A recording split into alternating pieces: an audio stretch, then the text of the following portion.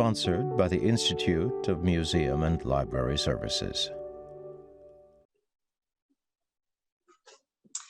Hi, everybody. Welcome to the 2021 Library of Congress National Book Festival. I'm Sarah Scholes, author of the book They're Already Here, UFO Culture and Why We See Saucers, and I'm here to talk with Avi Loeb about his book, Extraterrestrial, The First Sign of Intelligent Life Beyond Earth. To learn more about all the authors at the festival, check out loc.gov/bookfest. Before we begin, I want to let the audience know that we'll save the last 10 minutes of this 30-minute event to respond to their questions. So audience, you can start submitting your questions anytime you want. But for now, it is my turn to ask questions. Welcome, Avi. Thank you for coming. Thanks for having me. Yeah, so my first question for you is, for people out there who might not have heard of this object, Oumuamua, what is it? Why is it weird? Just in terms of its characteristics, because we'll get to your hypothesis about those characteristics in a minute. Yeah, this object was the first to be discovered near Earth from outside the solar system. It was found in 2017 by a telescope in Hawaii. And the name Oumuamua means a scout in the Hawaiian language. At first, astronomers, including myself, thought that it's just a rock from another star. But then it didn't look like a comet or an asteroid, the type of rocks we have seen in the solar system. It didn't have any gas around it when it came close to the sun, no dust. So it was definitely not a comet. And as it was tumbling every 8 hours, the amount of sunlight reflected from it changed by a factor of 10. And that meant a very extreme shape, most likely pancake-like, flat. And then the object was pushed away from the sun by some additional force that is non-gravitational.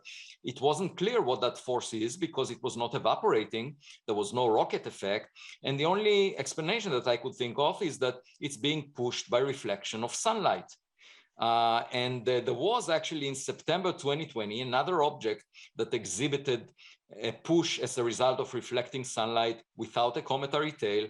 It was given the name 2020 SO, and later it was realized that it's a rocket booster that was launched in 1966 from Earth. So we know that it's artificial in origin and that we produced it. And so it suggests that Oumuamua might have been also artificial. But the question is, who produced it? That is the question, and you have a hypothesis about that, and I hear you wrote this this book about this hypothesis that that this object is in fact perhaps the artifact of an extraterrestrial civilization that built it and sent it here. So can you tell us more about how that would explain Oumuamua's strange characteristics? Yeah, so the idea is that in order for sunlight to push an object, it has to be very thin. It has to have a large area for its mass. In the case of 2020 SO, we know that this rocket booster had very thin walls, but nature doesn't produce such objects. And that's why I suggested maybe it's just like a plastic bag tumbling in the wind, you know, and the sunlight is pushing it. Now, it may have not been designed to serve as a sail, as a light sail, just like 2020 SO was not designed to be a light sail. But the purpose is unclear. And my point is simple. It's sufficiently intriguing for us to search for similar objects and identify their nature by taking a high resolution image of them, because they say a picture is worth 1,000 words. In my case, a picture is worth 66,000 words, the number of words in my book. If I had an image, I won't need to write the book. Well, I think all of us here are probably glad you did write the book anyway. And so this idea of technology that either was intended as a light sail or acts as one, either way, we're kind of coming to this idea at the same time that humans have the ability to make that kind of technology. So how do you think about the chances that we would come across an alien object of this sort at the precise moment in human history when we are developing that same sort of technology? Yeah, it's a fascinating question. And one way to think of it is that maybe things like that are visiting us all the time. We just didn't pay attention. We didn't have the telescopes that allow us to see such things before. You know, when I go to the kitchen and I find an ant, I get alarmed because there must be many more ants out there. Now, the way I see it is as follows. A technological civilization like ours develops the means for its own destruction. we might not survive many more centuries the way we behave. If you look at policymakers, they're not attending to our environment as much as they need to in order to prevent a catastrophe that is self-inflicted. And so it's possible that we have a short window of opportunity.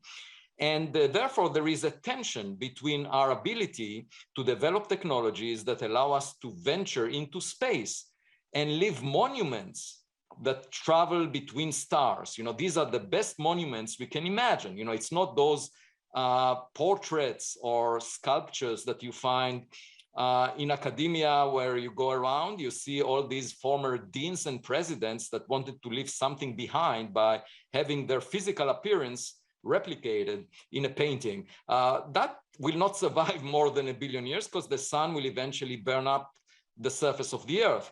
But if we send a monument in between the stars, it could survive billions of years, especially if it's equipped with artificial intelligence that is smarter than we are. It could navigate its journey. And my point is, there is this tension between the ability of a civilization to launch these monuments into interstellar space and its ability to destroy itself. And the question is, which of these tendencies wins the day? Because if our self-destruction will prevail, we will be buried under the rubbles. And another civilization out there will not find much clues about us. But if we are able to launch things into space such that they replicate themselves and populate the Milky Way galaxy, they will know about us. And that's, the interesting puzzle. Did others manage to get out of their birth planet and send those monuments that we can find around us? It's just like checking your mailbox. Checking the solar system is like checking a mailbox for packages that arrived. And you could say, we don't have any mail, we don't need to go out and check it, but that's a circular argument. It is, and when you don't check your mail for a long time, you usually find all kinds of interesting things, including, bills or mail. We should be checking. And also, I think. Well, in that context, I should say that, the experience may resemble finding love letters that, are not relevant anymore in an attic. If you don't check your mail, you may actually lose an opportunity to get an important insight about the future of humanity. The salvation of humanity may depend on whether we open the package in our mailbox. Those are about as high stakes as you can get. And so, in your book, In Extraterrestrial, you also describe some of the objections that other astronomers have to this idea, with which I'm sure you're familiar. And you note that some of their criticism might come from a kind of scientific conservatism, the desire to stick to conventional explanations for things that fit within traditional branches of research, like, say, the study of comets. So can you tell me more about your thoughts about how conservatism affects academic research? Yeah, so there was a colloquium at Harvard about Oumuamua, and when I left the room together with a colleague of mine that worked on rocks in the solar system for decades, he said, Oumuamua is so weird, I wish it never existed. So to me, that reflects exactly the opposite attitude to the one that scientists should have. They should be thrilled when nature provides them with evidence that doesn't conform with their prejudice. But human nature is different. And we saw that 4 centuries ago when philosophers refused to look through Galileo's telescope because they said, we know that the sun moves around the earth. And they put Galileo in house arrest. Today, they would have canceled him on social media. And what did they achieve by that? They maintained their ignorance. And that's a choice we can make. We can say, no, we have no neighbors. We are the smartest kid on the block, and close the windows. But that will not get rid of our neighbors. And some of them may have predated us and they are not around anymore, but we could still find evidence for them by searching our backyard. And my point is that the answer should be found by looking through telescopes and not by philosophical reasoning. And unfortunately, even 4 centuries after Galileo, that's not well understood, because there was a paper published in Nature Astronomy magazine just a few months ago by a philosopher arguing that Oumuamua must have been natural based on philosophical reasoning. And aside from conservatism, and my point is that extraordinary conservatism leads to extraordinary ignorance. But aside from tending to stay in your comfort zone, there is also resistance to discuss this subject. And I find that surprising because even the government, is discussing it. There was a report delivered to Congress on the 25th of June this year by the intelligence agencies. And they basically admitted that they don't know what they're seeing. They're seeing objects hovering in the sky above the US whose nature is not clear. Now, these objects may well have some mundane explanations, but the government is a very conservative organization. For the scientists that are supposed to be open-minded, to ridicule this subject and shy away from it, I think is inappropriate because, the public cares a lot about this question and the public funds science. And so this should be part of the mainstream. This is a more important question than the search for dark matter, in which we invested hundreds of millions of dollars over 4 decades. We haven't found the dark matter yet. Yeah, that's a good point. And it actually brings up something I wanted to ask about. In the book, you mention scientists, essentially speculations about topics like extra dimensions we can't see, dark matter, the multiverse, the idea that our universe is just one of many. So what do you see those topics as having in common in terms of what like counts as evidence within them as fields and what motivates their study? And how is that different to you from investigating potential alien light sails? Yeah, so actually in theoretical physics, the mainstream is discussing ideas that have no evidence to support them. And you ask yourself, how is that possible? And the answer is because it serves as a sandbox for demonstrating that you're clever if you do mathematical gymnastics and demonstrate that you can sort of in 10 dimensions solve some equations. But we don't know whether they apply to the real universe. We don't know whether there is a multiverse. We don't know whether there is a string theory landscape. And there is this whole culture that for 4 decades developed in the absence of experimental data and basically is self-sustaining. You ask yourself, how is that possible? That on the one hand, you have people arguing for conservatism, but yet in the mainstream in theoretical physics, there are all these speculative notions as part of the mainstream. And the answer is because the objective is not to figure out the world. The objective is in academia, very much to demonstrate that you are smart. And for that purpose, you don't need any evidence. In fact, it's better if there is no experimental test of your ideas because you will never be proven wrong. And unfortunately, it's not the original purpose of physics. And, I always come back to the story of Bernie Madoff that had a beautiful idea. And he said that if people give him money, he will make more, irrespective of what the stock market does. And people loved this idea. They loved it so much. It was so beautiful that they gave him their money. That is the best evidence you can have for someone liking an idea. And he liked the idea because he got their money. But then when they asked for their money back, that was the experiment. And his idea was proven wrong. So he was put in jail. So my point is that experiments are really needed to filter out Ponzi schemes. I didn't expect to be talking about Bernie Madoff here, but here we are. So, some of what motivates scientists to reject hypotheses that are outside the mainstream, like the one that your book is about, is in fact that they are outside the mainstream. But there is a small group of scientists who has been doing steady work, the search for extraterrestrial intelligence, for decades, and they usually use telescopes to look for radio broadcasts from alien civilizations, or more recently things like lasers, alien lasers, which sounds great.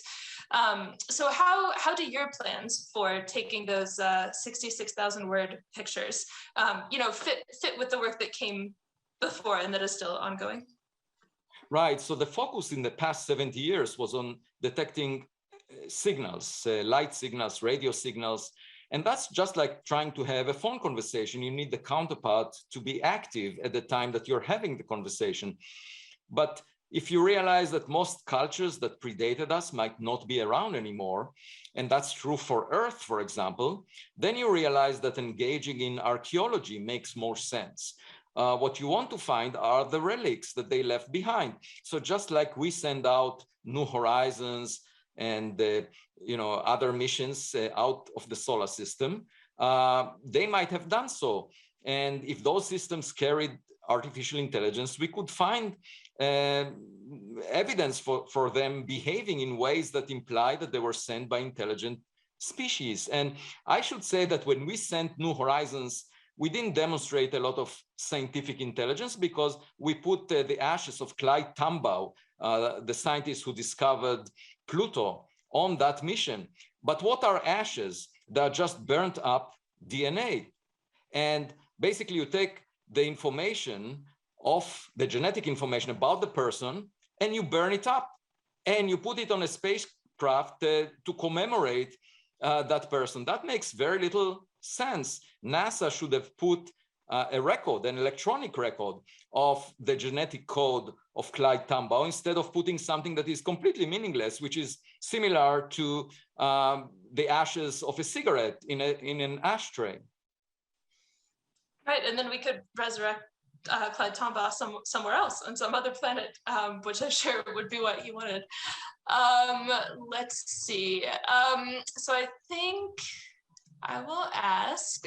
So you write about how embracing the idea that Oumuamua could be an alien artifact, that it might change society, might change science, it could make life on Earth better, people more united, open up new branches. I'm wondering what leads you to that conclusion, because a lot of times new discoveries don't go down so positively, you know? That's true. So I would like to mention two things in this context. One, if you look at human history, the biggest flaw that you find is that humans are driven by the tendency to feel superior relative to other people. And the best example is the Second World War, where the Nazi regime triggered the death of 75 million people, which were 3% of the world population in 1940. And it's 20 times the number of deaths that were caused by the COVID-19 virus so far. Just think about it, 20 times more deaths as a result of a group of people trying to feel superior relative to other people. And to me, that's a big flaw of humanity. And if we find another civilization that is far more advanced than we are, then perhaps it will convince us to be more modest and realize that the small genetic differences among us are meaningless and that we all should be equal members of the human species. So that's my hope, really. But I was also asked, suppose you take a high resolution image of an object like Oumuamua, and would that convince everyone in the public that indeed it's an artificial object? Or maybe a lot of people would claim that it's fake or not even look at it. And my point is that the advances in science are not based on a popularity contest. Einstein, when Albert Einstein came up with the general theory of relativity, there were very few people that believed in it or understood it. But a century later, the same theory was used to develop navigation systems, those GPS systems that are used in cell phones that everyone is using. And the fact that everyone is using it is not a reflection of any requirement that people agree with the way that general relativity was derived. And this, in much the same way, people exposed their arms to the mRNA vaccine without understanding how it was developed, without any need to agree on the evidence that provided the development of the mRNA vaccine. So my point is that scientific understanding does not need to be popular and accepted by everyone as long as it reflects reality. Because if it reflects reality, eventually it will shape our future. And the same is true for us realizing that there is a smarter kid on the block. Even if most people, initially ignored this fact, just like most people ignored Galileo Galilei. Eventually, we have space missions using the fact that the Earth moves around the sun. It doesn't matter that during his time, Galileo was ignored by philosophers, by the church, and so forth. Yeah, that's a good point. And since we can't all agree on very much at all these days, that's probably good that we don't have to agree on whether that exists. And we are about to turn to audience questions. And while I go look at those, I'm going to ask you a question about the theme of the National Book Festival this year, which is Open a Book, Open the World. So how have books opened the world for you? Oh, as a young kid, I grew up on a farm and I loved philosophy. So I used to take philosophy books to the hills of the village and read them up there. And it really opened up my mind to the deepest questions for which we don't have an answer. But I was able to learn about things that were developed far away from my birthplace. And I would say that without those books, I would not be where I am today. And my response to that is in gratitude, writing my own books and commentaries. Every few days, I write a commentary and published in Scientific American or Medium. And that's my thank you note for the early beginning. I'm sure the Library of Congress is grateful to hear all of that. Our first question comes from Marion, who asks, can you comment on the likelihood that the object is really evidence of alien life and not something else? To which I will add something that I didn't get a chance to ask, which is kind of a caveat to that, which is how much of this is you, really believing that the data supports this versus the thought experiment, a kind of what if thing?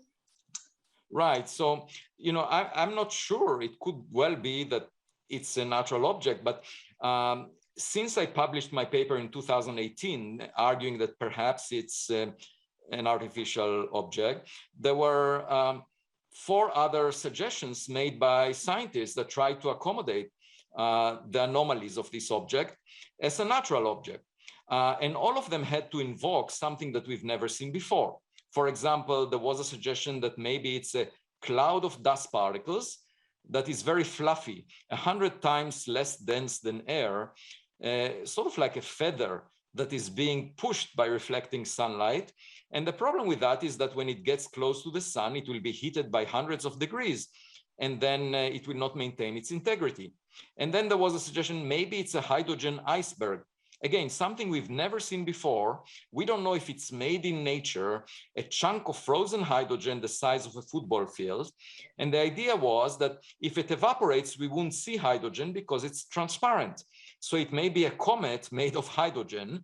But the problem with that is that hydrogen evaporates very quickly. So within a few million years, the entire iceberg will go away and it wouldn't survive the journey through interstellar space. And then there was a suggestion, maybe it's a nitrogen iceberg, a chip of frozen nitrogen from the surface of a planet like Pluto around another star. And the problem there is that the mass budget, there is just not enough nitrogen to provide enough chips so that you would see one of them as a Oumuamua. So my point is simple, it may well be that it's a hydrogen iceberg or a nitrogen iceberg, something we've never seen before. These are the suggestions made as an alternative to the artificial origin. But as long as we are talking about something we've never seen before, we should leave on the table the possibility that it's artificial. Because, if you imagine a caveman finding a cell phone, the first thing the caveman would say is the cell phone is a rock never seen before. It's a shiny rock of a type that I've never seen before. That's pretty much the approach of the nitrogen iceberg or the hydrogen iceberg. But then it's the beginning of a learning experience. The caveman may press a button and record his voice, and press another button and record his image. At that point, it will become clear that this is not a rock. And so we must collect more evidence in order to figure out whether it's a rock of a new type that we've never seen before or some piece of technology. Speaking of data, Robert would like to know, or first Robert notes that, the space station has allowed us an incredible opportunity to observe deep space. And I would add things like the Hubble telescope have also done that, and lots of other telescopes. Is there any future technology that you're excited about astronomy having access to? Oh yeah, I think the next revolution in space would be to introduce not just robots of the type of Perseverance that is now on the surface of Mars, because that robot is being operated by JPL, you know, by people. So it's not really a very smart robot. What I see as the real future is artificial intelligence systems, systems that replace astronauts. You know, we had this very romantic vision of sending people into space. That doesn't make much sense because humans were selected by Darwinian evolution to live on Earth. You know, we are not designed to live in space. After a year in space, cosmic rays will damage our brain to a level that cannot be repaired. And it's just, you know, that's not our environment. So we should aim to send equipment. And now we have the ability of sending intelligent equipment, something that didn't exist before. We have those AI systems that drive cars, and within a few years, they will make medical decisions. So why not send them into space? And I think, you know, that will be a milestone when we send systems that outsmart us, that are a replacement to an astronaut, because it can think better than an astronaut and it can survive the harsh conditions in space. And these will not be robots. These are actually autonomous systems. It's sort of like sending our technological kids into space. Just, you know, we educate them early on, just like our kids, through machine learning. And then, you know, we let them explore the world on their own and learn from their own experience. Once they go to Mars, they can make their own decisions. And when they go to another star, you know, there is no time for us to send them any guidance. So, you know, they will become adults, so to speak, but we should be proud of them. We should not think of sending humans, but these kinds of systems. And I do see that as the distant future of humanity. I mean, I think these systems that would leave Earth could survive for billions of years while we will perish on this planet. Yeah. Hopefully we can all make technological kids and other kids that we are proud of. I'm going to try to combine, we have about 3 minutes left, so I'm going to try to combine the two questions we have left from Anna and Kevin. So what initially sparked your interest in astrophysics, and then how did that lead you to be working on things like the Black Hole Initiative at Harvard? Right, it was all by circumstances. It was an arranged marriage. I grew up in Israel. I had to serve in the military, and I had two options: either to run in the fields with a gun attached to my back, or actually do something more intellectual, closer to philosophy that I really loved, and that was physics. And I was good at physics. And then one thing led to another. I was offered a postdoctoral fellowship at the Institute for Advanced Study at Princeton under the condition that I'll switch to astrophysics. And at the time, I didn't even know how the sun shines.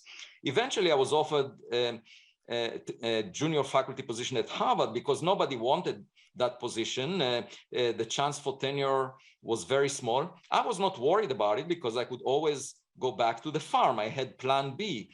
But somehow, miraculously, surprisingly, I received tenure. And then I became the chair of that department for 9 years. I was the longest serving chair. So this was an arranged marriage. But at the end of it, I realized that I'm actually married to my true love, because in astrophysics, we can address questions that belong to the realm of philosophy in the scientific way. And that's what makes me different from my colleagues.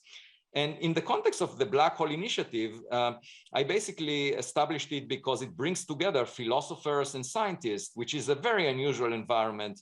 And we brought Stephen Hawking for the inauguration. He actually came to my home and for Passover dinner, and enjoyed it very much. And altogether, I must say that, you know, at the end, I'm really happy for this arranged marriage. I really feel that I brought, you know, my interest in philosophy into the realm of science, and which is quite rare. And that's what makes me different. That's why I'm getting paid, even though, you know, it doesn't seem to me like I'm very special. I'm sure a lot of people would beg to differ. Okay, quick round. We have 1 minute left. I'm going to ask my question. There's a lot of your personal life in the book. So what place do you think the scientists' personal and human lives have in their? Oh, it's huge. It's huge because I didn't change much since my childhood. It pretty much shaped me, and my mother, in particular, she planted in me the interest in philosophy and in the big questions, and no doubt about it. My wife, when I married her, asked me not to have any footprint on social media. A lot of the things that represent me as a scientist came from my environment. And you know, I'm really grateful for that. It could have turned very differently. And, you know, the best things in life are sometimes by chance, accidental, and it could have turned in a different way. And that's why I'm trying to groom, to mentor young people that come from unprivileged circumstances, because I realized that I could have ended elsewhere. And I'm really grateful for where I am right now. Well, thank you for spending the right now with us and sharing your time generously. And thanks to the audience for all their questions and their attention. And keep enjoying the National Book Festival at loc.gov/bookfest. And we'll see you later.